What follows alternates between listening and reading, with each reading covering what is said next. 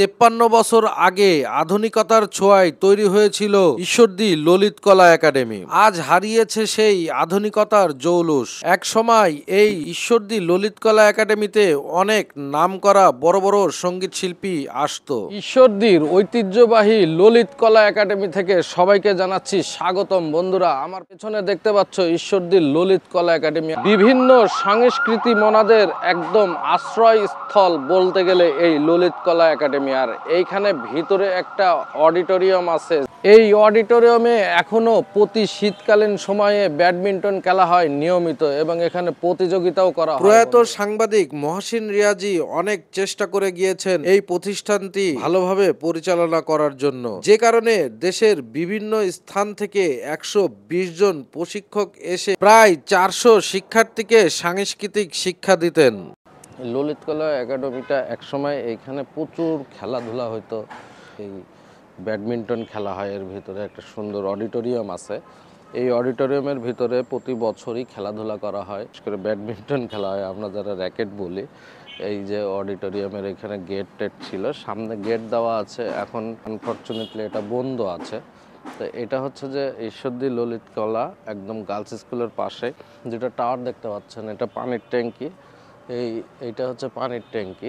ললিত কলা পাশ দিয়েই rail station, আমাদের ঈশ্বরদী রেলওয়ে স্টেশন, আর এই পাশ দিয়েই যাওয়া যায়।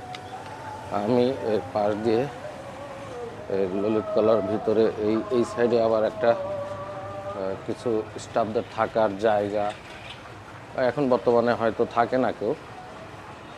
তো এই যে ললিত কলার পেছন সাইডটা, এটা যে পেছন সাইড ব্রিটিশ আমলে তৈরি করা এই বিল্ডিংটি।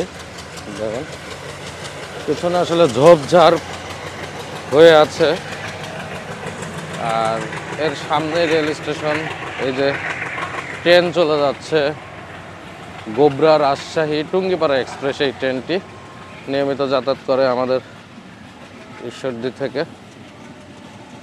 এই যে ট্রেন চলে যাচ্ছে, এখন সোজা রাজশাহী চলে যাবে।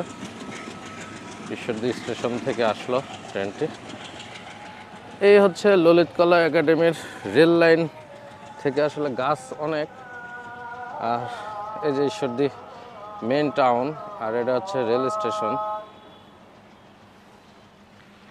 মোটামুটি এখন আমি রেল লাইন দিয়ে হাঁটতেছি, আরও কিছু দেখানো যায় কিনা। ললিত কলা একাডেমির পাশে ঈশ্বরদী গার্লস স্কুল, আর আজকে ঈশ্বরদী গার্লস স্কুলে পুরো দমে ক্লাস চলতেছে। আর যেহেতু এটা লেডিস গার্লস স্কুল, এখানে ভিডিও না করাই ভালো, কারণ অনেক মেয়েরা আছে ভিতরে। আর এই ললিত কলা একাডেমির পাশে আমার মনে হয় না যে আর কোথাও ঢোকার কোনো ব্যবস্থা আছে, কারণ যে পরিমাণ ঝোপঝাড় হয়ে আছে। এই যে সেই পানির ট্যাঙ্কিটা ওখান থেকে কাছে ছিল, আমি আসলে পিছন সাইডে চলে আসছি, এখান থেকে আর দেখানোর কোনো ওয়ে পাচ্ছি না। বন্ধুরা, যারা তোমরা মানে ভিতরে যাওয়ার কোনো রাস্তা থাকলে আমাকে জানাতে পারো, নেক্সট ভিডিওতে হয়তো আমি দিব। তো এই যে এদিক দিয়ে মনে হয় যাওয়া যেত, এখন বন্ধ করে দিছে। গার্লস স্কুলের এদিক দিয়ে যাওয়া যেত, এর ভিতরে একটা কেবিন আছে গার্লস স্কুলের সাথে, ওখানে পানি, ওদিক দিয়ে যাওয়া যাচ্ছে না। তো মোটামুটি এদিক দিয়ে যাওয়া যেত, এখন যাওয়ার কোনো ওয়ে নাই। এই যে রাস্তা বন্ধ, তো পাশেই গার্লস স্কুল, সিকিউরিটি বেশি, এটাই স্বাভাবিক। আর রেল লাইনের পাশ দিয়ে হেঁটে যাচ্ছি।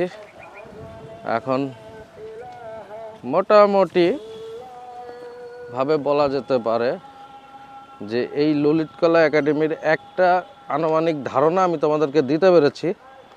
তো ভিডিওটি ভালো লাগলে অবশ্যই শেয়ার করে দেবে, আর পরবর্তী ভিডিওতে দেখা হচ্ছে। সে পর্যন্ত ভালো থেকো, সুস্থ থেকো। আসসালামু আলাইকুম।